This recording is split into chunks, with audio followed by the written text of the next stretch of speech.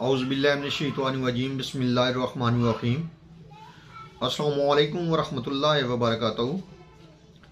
मैं हूं हकीम ख्वाजा मोहम्मद नईम सलीम दवाखाना बुलवाल की तरफ से आप तमाम दोस्तों की खिदमत में हाजिर हूं। एक नए नुस्खे के साथ और एक नए टॉपिक के साथ आप तमाम दोस्तों के दरमियान मुलाकात हो रही है। हमारा जो आज का नुस्खा है, जो आज का टॉपिक है, यह अमराज मैदा के ऊपर है।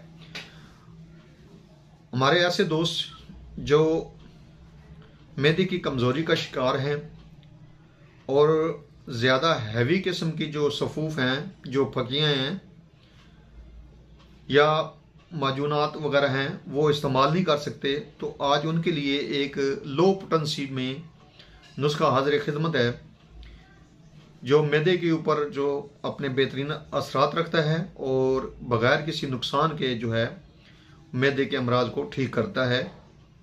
हज़म न होना ग़िज़ा का, भूख न लगना, मैदे की कमज़ोरी, ऐसे नफीस दोस्त जिनका मैदा कमज़ोर है और वो हैवी डोज वाली जो मेडिसन है, हाई पोटेंसी वाली जो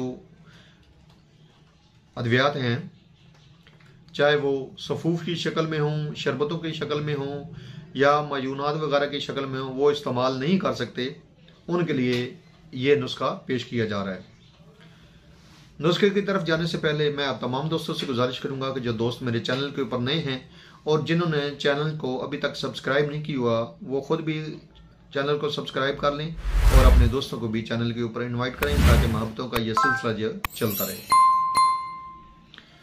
इस नुस्खे के अंदर जो अज़ा शामिल है उनकी तस्वीर मैं इस तरफ या इस तरफ लगा दूंगा ताकि आपको आसानी हो नुस्खा समझने में, नुस्खा बनाने में और नुस्खा लेते वक्त आपको पहचान हो जाए अद्वियात की।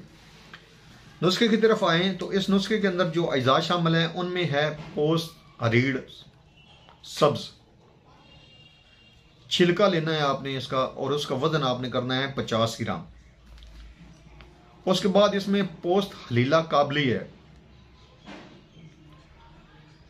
पोस्त हलीला काबली जो है, ये भी आपने हलीला का जो छिलका लेना है आपने और 50 ग्राम वजन इसका करना होना चाहिए।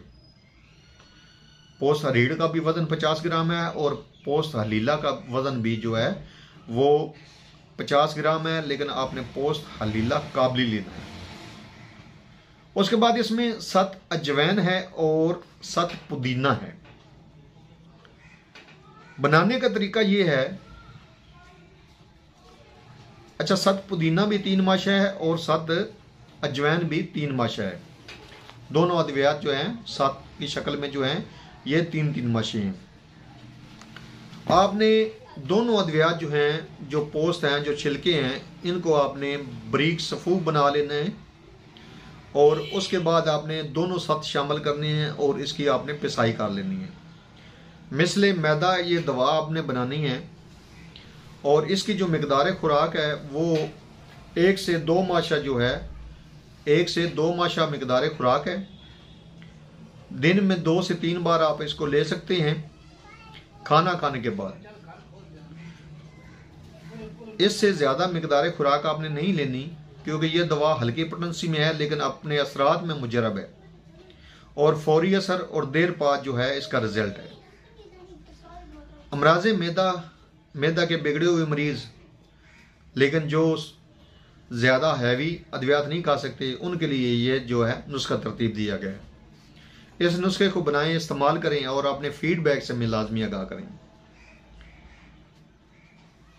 एक बार फिर आप तमाम दोस्तों से गुजारिश करूंगा कि जो दोस्त मेरे चैनल के ऊपर नए हैं और जिन्होंने चैनल को अभी तक सब्सक्राइब नहीं किया हुआ, वो चैनल को सब्सक्राइब कर लें। हाजिर होंगे इंशाअल्लाह ताला इसी तरह का मुफीद व मुजरब वीडियो के साथ। उस वक्त तक के लिए इजाज़त दीजिए। अल्लाह हाफिज़।